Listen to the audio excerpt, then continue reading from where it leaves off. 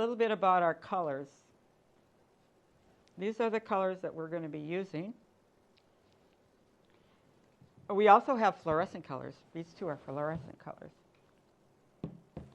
In these bottles, the color arrives very, very, very concentrated.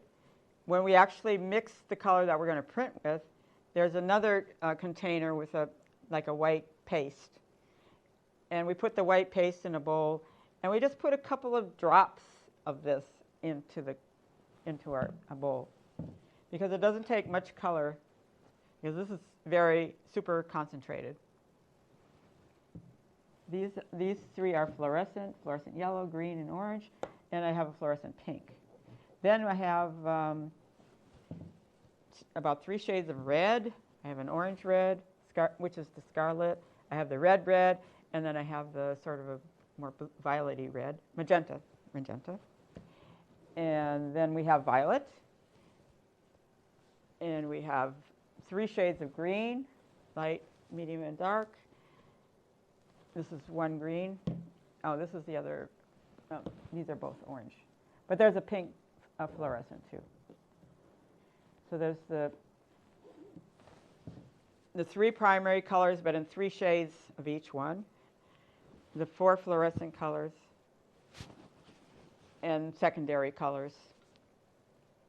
And plus, I do have gold and silver and pearl, but that's to be used very sparingly, as it costs about 3 times more than these colors do. So only as accents, and not on our first piece, after you learn how to print with the normal colors. Because these colors are real easy to clean up. They're water-based. When you mix them in with the paste, you can clean up your screen quite easily with a sponge and just water. It cleans it. But then when it dries, it's permanent. You're not working with toxic materials with this. It's water-based. And it works on paper and fiber and fabrics and also leather. It works really good on leather. It works good on some wood, light-colored wood also. And ceramic tiles, we use a different color type of ink. That's different. But these work, they're very versatile. It's highly concentrated. So we just use a tiny, small amount of the color in a bowl of the paste. There's a clear paste that's sort of thick like yogurt, sort of pudding kind of consistency. We put that in a bowl first, and we just put 1 little drop of color in at a time and stir it up until we think we got it. Then we test it on a little scrap of etching paper or fabric to see what we really have. And if we need some more, we put another drop in. But you don't put spoonfuls or pour it in. You just put a little drop at a time and mix it up. Because you don't want to overdo the color, because then it doesn't bond as good with the fabric or the paper, and it clogs the screen easier, and it makes the screen really dirty. So you just use only the amount of color that you need to get what you want, like the things I've shown. There are some other pastes that will make colors. These colors are opaque if we use the main paste. Are transparent, sorry. They're transparent if we use the main paste. And that's what I recommend working with, because that's the easiest to work with while you're learning how to print. It won't dry as fast in your screen and clog your screen. So I recommend you work with the transparent colors. There is an opaque paste if you want to print on black, like that black t-shirt, like this one. Then you need opaque. But opaque is harder to work with.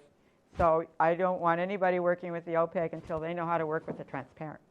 You have to prove that you can do it first, because they dry faster in the screen, and we need to learn how to print and do your basic techniques with the transparent colors.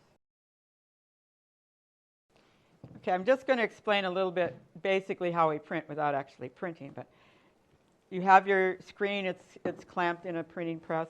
You've set registration marks, and you have your paper down underneath. The squeegee, I have different sizes. This is a small size. And there's a little bit bigger, and there's another one in between, and there's a really big one that does the really big screens. So we have a number of different shapes of squeegees. Now here, because we put 4 colors in the same screen, we're going to use a small squeegee and print 1 section at a time.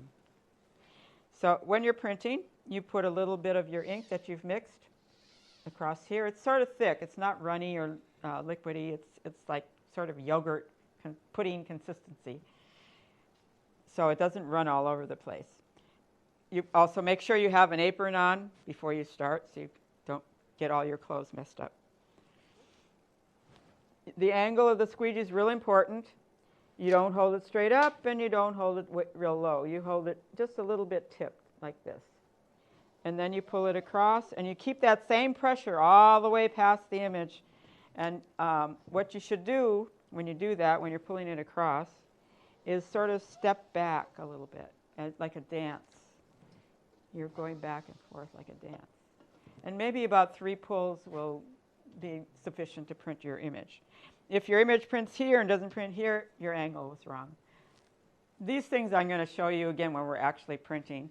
I'll watch each one of you and make sure you got that angle right and that movement, that stepping back sort of little dance that you have to do when you're printing. When you get that rhythm down, you can print pretty fast. When we're done, we scrape out all the excess paint with a rubber spatula. We put it back in our little container of colors. Each of you will have little containers and a locker to where to keep all your colors that you can keep using till the end of your project. So then we take it to the big laundry sink and we wash it with just sponge and water on both sides. And the ink comes off very easily unless it dries. So you can't work too slow. But this transparent ink keeps pretty well without drying. So you got time. Then when it's dry, we put it in a dryer, or if you're done for the day, we just put it in the racks where all the screens are kept. So our next lessons will be in the studio, and when you're ready to print, of course, we will go through all of the steps again. This was just to give you an idea of the process. When we're actually doing the process in the studio, I will help you every step of the way. We will repeat all of the instructions again. Let me tell you now about my inspiration for our class. I'm going to show you a lot of things that the students in the past did to help you get an idea what you're capable of doing in this class, and might give you some ideas of what you can do. I want to introduce you to get you inspired a little bit about what kind of things you could do for your first project. Since you're coming to Florence, I would like you to get inspiration from Florence. I know you aren't here yet, but you could look up online a lot of things about the history of Florence and maybe a particular artist or building that you're interested in. Look it up online, try to get all kinds of ideas from that. When you get here, we're going to go on a little walk together as a class, and I'm going to point out lots of interesting little details that may not be online perhaps, that in the architecture, little gargoyles, little details around windows and doors. We're going to go down to the Church of Orta San Michele, which is right in the center between the Duomo and the Piazza Signoria. And on that church, they have all the guilds of Florence. You might look that up, too, because I want to talk about that, all the symbols that you see, and explain what some of those symbols are. They're all over the buildings, and they tell you which guild put the money up for building what building.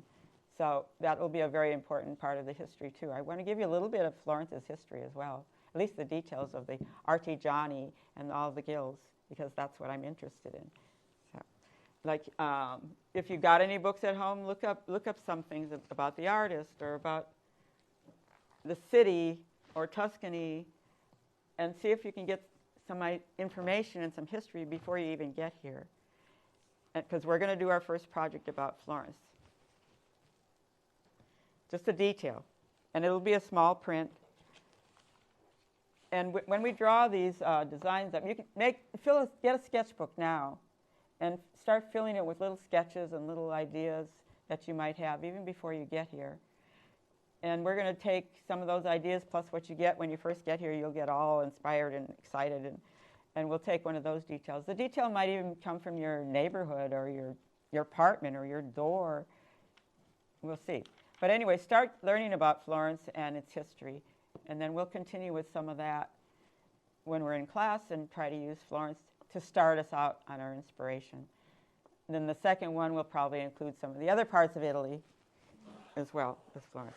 When we finally have a design, I want to explain what we'll be doing in class. When we finally have a design that we like, a sketch, we have to make it draw it to the original size that we want to print it. And this I would just do in pencil, so you can erase things and that. when you have that design figured out, then you have to think about your colors. And you probably just have some ordinary colored pencils or whatever you have at home, and you can try playing with colors. We're only going to use 4 colors. And one of the 4 colors is your outline, so don't forget, if people make things and the outline, they aren't counting that as a color, but it's the color. We have to print it. So that's one of your 4 colors. You have, let's say, dark outlines, not necessarily black, and 3 fill-in colors. And those 3 fill-in colors can also overlap each other to create an extra color without having to print it. So we got to think about that when we're planning. The things when we prepare our stencils to put on the screens, we have to prepare them on something transparent so that, because we're photographing this image onto the screen. So we have to either prepare them on tracing paper, not the thin type that you use a lot in America, this heavier vellum type tracing paper. I'm sure you can get it at an art store. If not, we'll have a box full of it here in the studio. And we can draw our designs on that. And if you can also get acetate, they can be drawn on acetate too.